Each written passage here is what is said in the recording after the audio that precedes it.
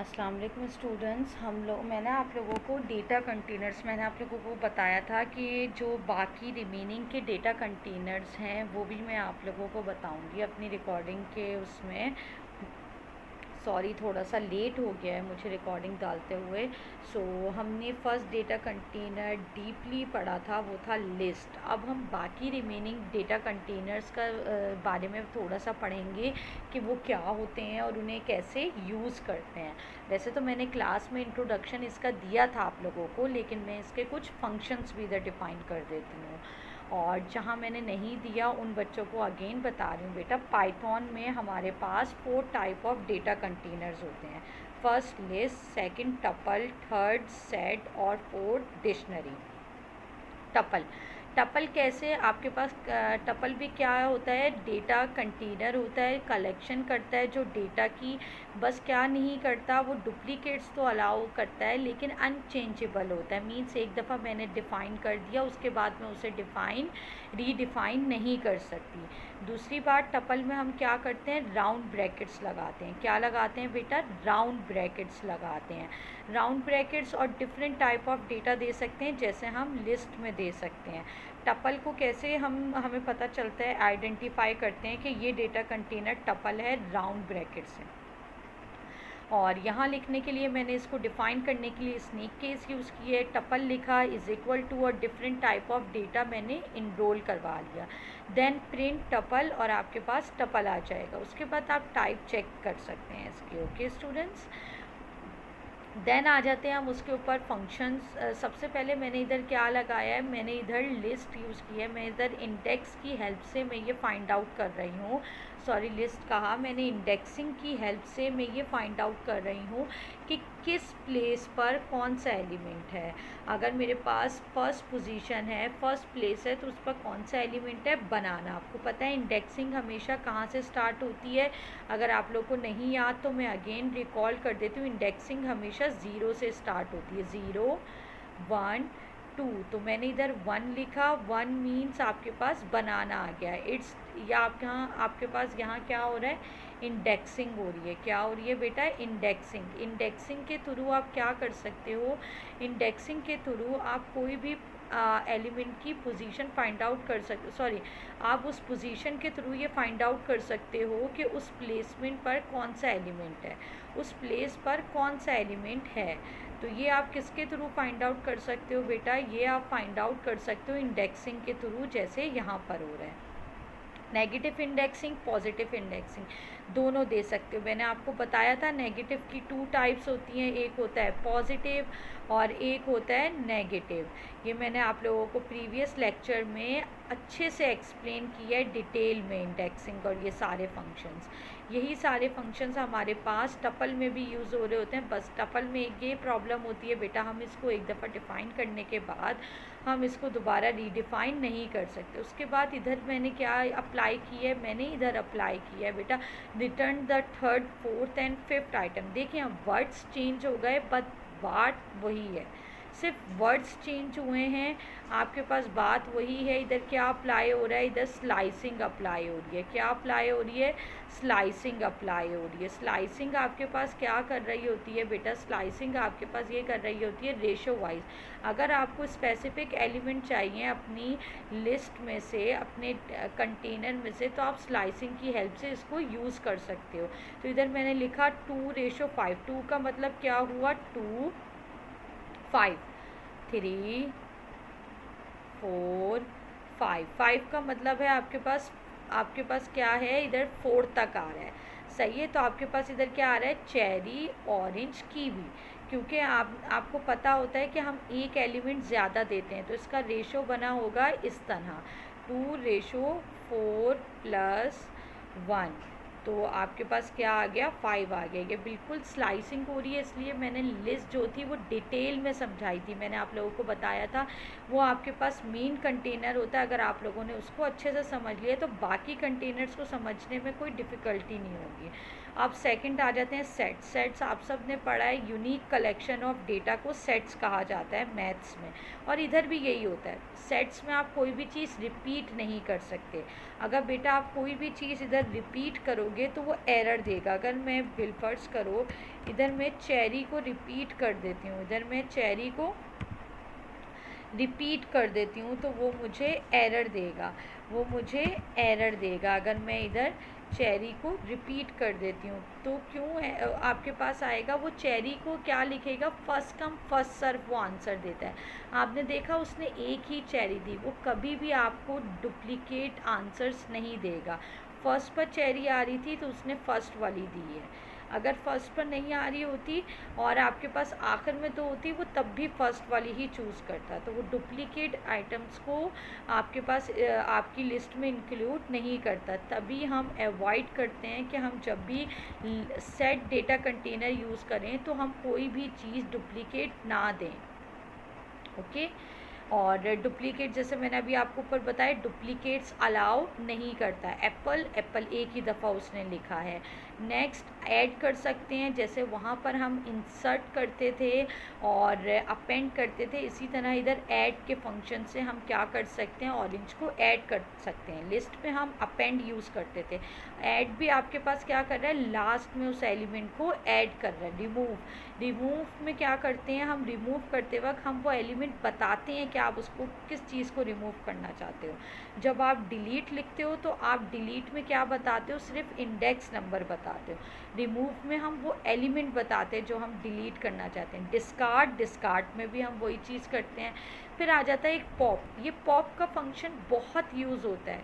हम pop function use तो करते हैं, अक्सर कोडर्स आपके पास पॉप फंक्शंस यूज़ कर रहे होते हैं और हमें स्कूल्स में भी पढ़ाया जाता है, बट हमें ना पॉप का और रिमूव, डिस्कार्ड, डिलीट, इन सब का एक्शनल फंक्शन नहीं पता होता कि ये क्या काम करता है। अब देखें, अगर मैंने पॉप यूज़ किया है तो इसने क्या किया, लास्ट एलिमेंट को डिलीट कर दिया। इसने क्या किया, लास्ट एलिमेंट को डिलीट कर दिया। तो पॉप फंक्शन की हेल्प से हम लास्ट एलिमेंट डिलीट कर सकते हैं। तो हम पॉप फंक्शन की हेल्प से लास्ट एलिमेंट डिलीट। ओके, सो मैंने आपको क्या बताया, पॉप का फंक्शन क्या करता है, लास्ट वैल्यू को डिलीट कर देता है और कभी कभी रैंडम एलिमेंट को भी डिलीट कर देता है। जैसे आप लोग देख रहे हैं, इसने एप्पल को डिलीट किया और फिर क्या प्रिंट करके दिखा दिया, चेरी बनाना। और नीचे मैंने आपको पॉप का फंक्शन लिस्ट में भी अप्लाई कर कर दिखा दिया, बस लिस्ट में मैं क्या दे रही हूँ, उसका इंडेक्स नंबर दे रही हूँ। तो वो स्पेसिफिक इंडेक्स नंबर को भी आपके पास क्या कर देगा, डिलीट कर कर दिखा देगा, डिलीट कर कर दिखा देगा। मैं इधर लिखती हूँ प्रिंट फ्रूट्स, तो इससे क्या होगा, वो आपको लिस्ट दिखा देगा कि भाई उसने क्या चीज़ डिलीट की है। तो आप देख रहे हैं बनाना डिलीट हो गया है, एप्पल चेरी आपके पास गिवन है। तो जब आप प्रिंट एक्स कर रहे हो तो वो बता रहा है कि भाई मैं बनाना डिलीट कर रहा हूँ, क्योंकि आपने उसका इंडेक्स दे दिया है, आपने उसका इंडेक्स दे दिया है। और x क्या एक वेरिएबल है जिसके अंदर मैंने पॉप का फंक्शन सेव करवाया है, जिसके अंदर मैंने पॉप का फंक्शन सेव करवाया। ज़रूरी नहीं है आप x ही बनाओ, विदाउट x के आप वेरिएबल डिफ़ाइन किए भी आप पॉप के फंक्शन को कॉल कर सकते हो। थ्री वेव्स थी, थ्री वेज मैंने आप लोगों को बता दी हैं। अगर आप लोगों को फिर भी कोई प्रॉब्लम हो तो आप लोग पूछ सकते हो, कमेंट भी कर सकते हो और मैसेज भी कर सकते हो जो बच्चे पढ़ रहे हैं। डिक्शनरी, डिक्शनरी क्या होता है बेटा, डिक्शनरी मैंने आप लोगों को बताया था, की एंड वैल्यू। की क्या होता है, क्वेश्चन होता है, वैल्यू क्या होता है, आपके पास आंसर होता है। तो हमेशा जब भी मुझे क्या देना होगा बेटा, कि जब भी मुझे डिक्शनरी लिखना होगा, डिक्शनरी का थोड़ा सा सिंटैक्स ना डिफरेंट होता है। कैसे डिफरेंट होता है, देखिए मैंने इधर कर्ली ब्रैकेट लगाया। अब कर्ली ब्रैकेट लगाने के बाद आप देख रहे हैं कि जैसे मैं कर्ली ब्रैकेट लगाऊंगी, जैसे ही मैं एंटर करूंगी तो मेरे पास कर्सर कहाँ आ रहा है, जहाँ कर्सर आएगा वहाँ से आपने डेटा लिखना शुरू करना है। वहाँ से आपने अपनी की लिखनी है सबसे पहले और फिर आपने उसकी वैल्यू लिखनी है। मेरे पास फर्स्ट थिंग जो थी वो दोनों आपके पास स्ट्रिंग थी, तो मैंने दोनों पर इन्वर्टेड कॉमास लगाए। सेकंड में मेरे पास एक स्ट्रिंग था, एक इंटीजर था, दैट्स वाई मैंने एज 21 पर इन्वर्टेड कॉमास नहीं लगाए, और इस तरह मेरे पास आ जाएगा। तो जब भी आपके पास इस तरह कोई भी सॉल्यूशन आ रहा हो, इट्स मीन ये डिक्शनरी है आपके पास। ओके, प्रिंट डिक्शनरी और ब्रैकेट में आप नेम लिखो। तो आप खाली जब आप कॉल करोगे क्या कहते हैं अपने की को, तो वो आपको क्या दे देगा, उसका वैल्यू दे देगी, उसकी वैल्यू आ जाएगी। कभी भी आपके पास वैल्यू आपको की नहीं देगी। देखें मैंने कर भी दिखाया हुआ ताकि आप लोगों को ये चीज़ पता हो। बेटा एरर आप लोगों को साथ साथ करके दिखा रही हूँ, क्योंकि जो बच्चे देखो ऑनलाइन सीख रहे हैं, जो भी लोग, तो उनको क्या हो, जो भी लोग इन ऑनलाइन सीख रहे हैं तो वो सीखें, वो हम क्या लेके जाएं, वो कुछ ना कुछ उनको बेनिफिट मिल रहा हो इस लेक्चर का। सही है, चाहे वो 10 मिनट्स भी अपने ले रहे हैं दिन में, तो कम से कम वो चीज़ सीखें। तो इधर मैंने देखे मैंने इधर करके भी दिखाया, कभी भी वैल्यू को कॉल करोगे तो की नहीं आएगी, हमेशा की को कॉल करोगे तो वो वैल्यू देगा। अगर वैल्यू को कॉल करोगे तो वो हमेशा एरर देगा, वो की एरर देगा आप लोगों को। होप कि आप लोगों को डिक्शनरी समझ आ गई होगी। Different type of dictionary use कर सकते हैं बेटा, लेकिन वही बात कि आप लोग जब डुप्लीकेट डिक्शनरी दोगे, डुप्लीकेट वैल्यूज़ दोगे, तो वो हमेशा लास्ट वैल्यू को कंसिडर करेगा। डिक्शनरी में वो लास्ट वैल्यू को कंसिडर करेगा और सेट में वो हमेशा फर्स्ट वैल्यू को कंसिडर करेगा। इसे याद रखें, ये बहुत बेसिक थिंग है।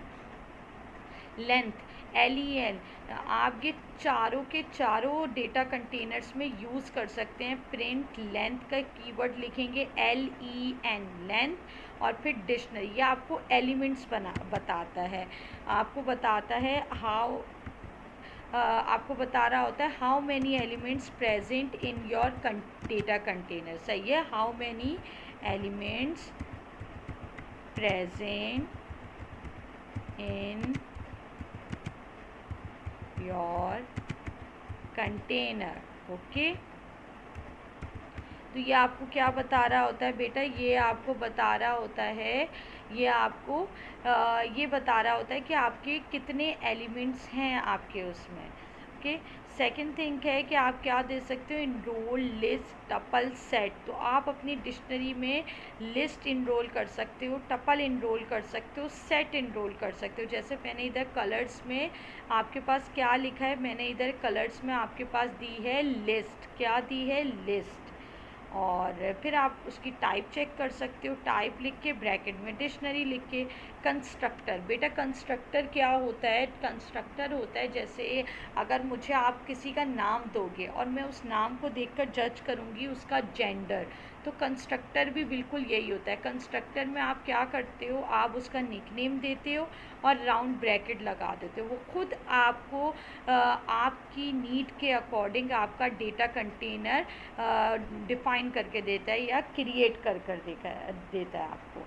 सही है, तो आप लोग क्या लगा देते हो, आप लोग उससे पहले उसका निकनेम लिखते हो, आप उसको कॉल करते हो, राउंड ब्रैकेट लगा देते हो, तो वो आपको खुद क्या क्रिएट करके दे देता है, वो खुद आपको उस डिक्शनरी का उसका वो कंटेनर आपको डिफ़ाइन करके दे देता है जिसकी आपको नीड होती है। अगर आपको अब जैसे मुझे लिस्ट का सिंटेक्स याद नहीं है और मुझे कहा गया है, ऑर्डर मिला है कि भाई आपको लिस्ट क्रिएट करनी है, तो मैं क्या करूँगी, मैं ये पूरा देखें, जैसे अब मैं इधर से कॉपी पेस्ट किया मैंने, और जैसे मैंने इधर क्या लिखा है, मैंने इधर डिक्शनरी लिखा है, तो मैं इधर लिख दूँगी लिस्ट, मैं इधर क्या लिख दूँगी, लिस्ट।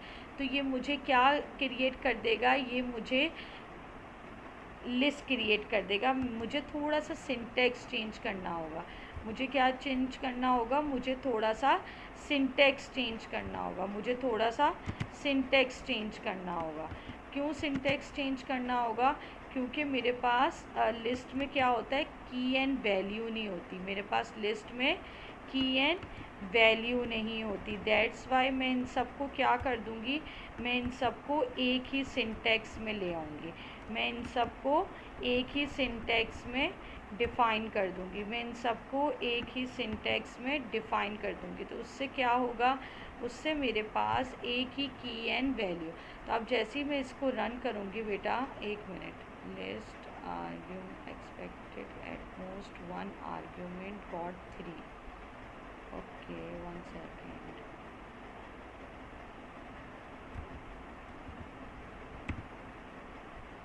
हम इनको अलग अलग कर देते हैं, हम इनको अलग अलग कर देते हैं, हम इनकी ये जो जोड़ी है ना इसको ब्रेक कर देते हैं, उससे ये होगा हमारे पास डिफरेंट आर्ग्यूमेंट्स हो जाएंगे। तो उसको डिफ़ाइन करने में क्या नहीं होगी, उसको प्रॉब्लम नहीं होगी। सही है, तो हम इसको अलग अलग वे में डिफ़ाइन कर देते हैं। सिंपल।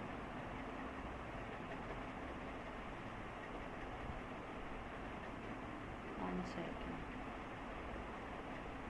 ओके स्टूडेंट्स, ये देखें मैंने इधर क्या किया, एक वेरिएबल बनाया जिसमें मैंने डेटा पास करवाया पाइथन, और फिर मैंने उस डेटा के लिए एक और वेरिएबल बनाया नेम लिस्ट का, जिसमें मैंने कंस्ट्रक्टर को कॉल करवाई। जैसे इधर माय डिक्शनरी, ये माय है, इधर मैंने नेम लिस्ट का एक वेरिएबल बनाया और उसमें सिंपल लिस्ट को कॉल करवाई, और ब्रैकेट में मैंने वो लिख दिया, ऊपर डेटा दे दिया अपना। और नेम लिस्ट जैसी मैं करूँगी, आप लोगों को पता है जब भी किसी नेम पर, किसी टेक्स्ट पर लिस्ट अप्लाई की जाती है तो वो उसे क्या कर देता है, चंक्स में ब्रेकआउट कर देता है। होप कि आप लोगों को ये टॉपिक समझ आया होगा। ये थोड़ा सा एक्स्ट्रा टॉपिक था, अगर आप लोग कोई पढ़ना चाहते हो तो इसको पढ़ सकते हो। इससे ये होगा आपको कंप्लीट डेटा कंटेनर का टॉपिक समझ आ जाएगा, और प्रीवियस टॉपिक आपको हेल्प हो जाएगी चीज़ों को अंडरस्टैंड करने के लिए। Thank you.